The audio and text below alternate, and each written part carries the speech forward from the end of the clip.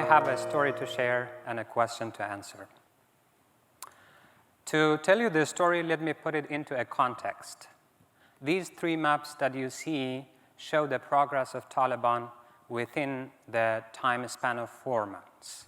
On the left is Afghanistan in May 2021. About the areas dominated by the Taliban are color-coded with the dark orange. About 20% of the country is controlled by them. Fast forward in July 2021, you can see the areas dominated by the Taliban and the areas dominated by the government.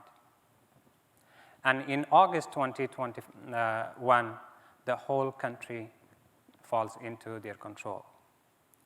On 15th of August 2021, in the afternoon, chairman of the Peace Council announced on his Facebook page that the president had escaped, had left the country to the UAE.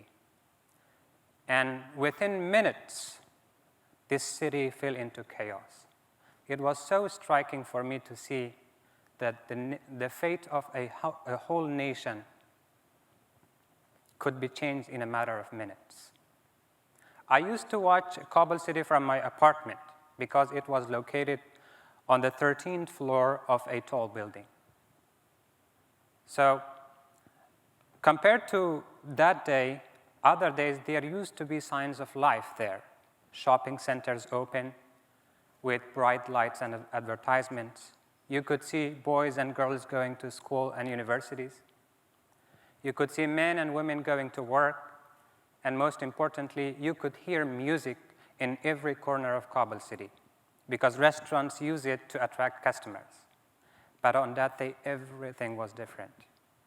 Every person was afraid of every person. Anything could have happened. You couldn't see a lot of people walking around the city. But those who you could see, they looked terrified. Women were wearing already these long black veils. And on that day, Kabul city looked like mourning. It was actually mourning at the funeral of millions of hopes and dreams that a generation grew up with, and they thought that they will have a better country and a better future. I was one of them. Because I was affiliated with a US organization, I had to be transitioned from Afghanistan to the United States. The person responsible for our transition was named David. I am inside my apartment and I receive a call from my colleague, David. He briefly introduces himself. Hey, Jalali, this is David. Are you ready? By being ready, he means a backpack, which includes 1 pair of clothes, most essential documentations, and a snack bar. And I say, yes, sir, I'm ready. The backpack is at the corner of my apartment.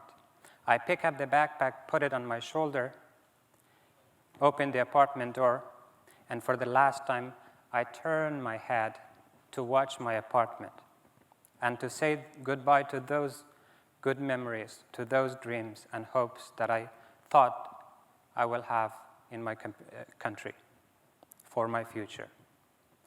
I close the door of apartment and go to the elevator, downstairs, get a taxi, and go to the airport. This is one of the pictures of near the airport. It has been taken by the satellite. I get to the airport, and for the first time in my life, I see a tsunami of people that all have rushed to the airport, hoping that they will find their way to safety. I am one of them. The environment is loaded with fear, with desperation, with hopelessness. There is a chaos. Everybody has a piece of document on their hands, and they are showcasing unique signs in order to be identified by the people inside the airport and to be helped get past the gate of the airport. I don't have any of those signs. The Taliban soldiers use every type of violence they could to bring a little order into this chaos, but nothing would work. There is a lady next to me. She has a child on her hand. and that little child is staring at my eyes, and I'm staring at her eyes. From the chaos, I am lost into those beautiful eyes, as if she is asking me a question. And the question is, she was born 10 days ago. I had asked the mom. She's asking me, what an unforgivable crime had she committed to deserve this destination? And I did not have any answer to that. I stayed there 5 hours. No hope, no chance of success. So I decided to return back to my apartment. Now it is dark. I get a taxi. Inside the taxi is dark, but I still see those eyes staring at me. I close my eyes. I still see those eyes staring at me. And right now, if I close my eyes, I still see those eyes staring at me. I don't know if she found the answer to her question or not. I did not find it. I come to my apartment, and out of exhaustion, I immediately go to sleep. And tomorrow comes. David calls me, "Hey, Jalali, are you ready?" I say, "Yes, sir, I'm ready." "Then pick up your backpack and move to the airport." I pick up my backpack and move to the airport. Another day repeats. The third day repeats. The fourth day repeats. The fifth day repeats. On the sixth day, I receive a call at 1 a.m. night. David says, "Hey, Jalali, are you ready?" I say, "Yes, sir, I'm ready." "Then pick up your backpack and move to the airport." I arrive to the airport at 2 a.m. The distance between me and the gate is about 50 meters. I am inside this crowd. I walk these 50 meters in about 9 hours, from 2 a.m. to 11 a.m. because of the crowd. The pressure is like mountain. And the most painful part of this story was that they had planted razor wires on the ground. We were walking on the razor wires. I had strong shoes. My feet were fine, but those who did not, their feet were torn into pieces. There was a mom next to me. She had a child on her shoulders. It was 11 a.m. We knew that we had lost every bit of energy in our bodies. I knew that if I did not get out of that crowd in 30 minutes, I would be stepped over by this crowd and perhaps lose my life. She was not losing her hope. She was not giving up. I right now ask myself, if I were instead of her, would have I given up or not? I don't know, but she did not. We decided to get out of the crowd. After 30 minutes of pushing and pulling, there was a wall next to us. We climbed that wall and returned back to our homes. And when I returned to my apartment, I log into Facebook and I see a video that shocked the world. It was one of the most shameful videos in recent history of human being. Out of desperation, out of fear, and out of hopelessness, 2 young Afghan men had clinged themselves to the wings of the airplane, and the airplane took off the ground. As you can see, they fall from the airplane in the sky, like 2 birds who were shot in the sky. I don't know what they were feeling either, whether they had heart attacks in the sky, or their lungs exploded, or when they hit the ground and their bodies were turned into pieces, they lost their lives. Nobody knows.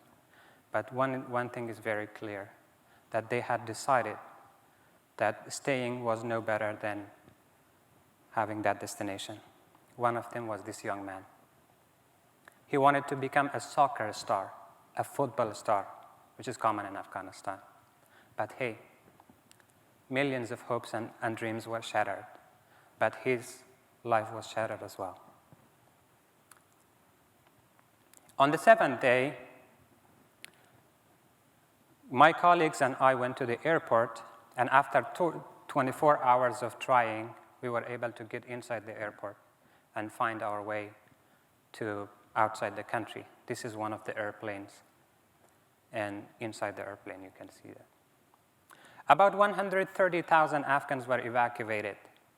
But now let me take you back to Afghanistan. 35 million people are there, and nobody's here to share their stories. And they have no voice to share their own stories. Now let me share two of those. This man, he used to be a high school teacher. Every morning he would wake up, go to high school to educate our children, hoping that Afghanistan will become a better place.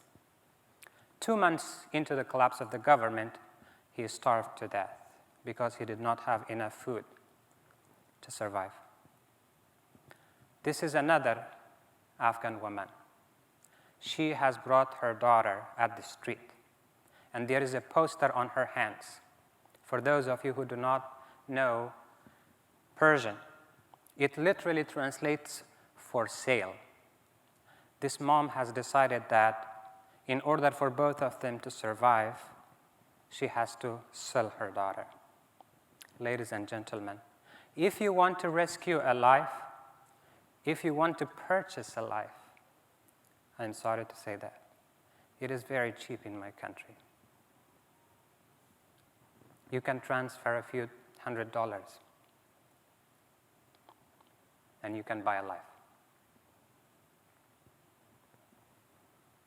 One would ask why? Why all these misfortunes? And what is the answer to this question? The answer goes to the way that the country was governed. On top of them, this person. Most of you might know him. He was the president of Afghanistan, and he was involved in Afghanistan since the beginning, since 2001.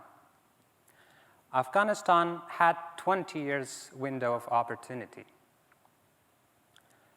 Only $2 trillion was injected only from the United States.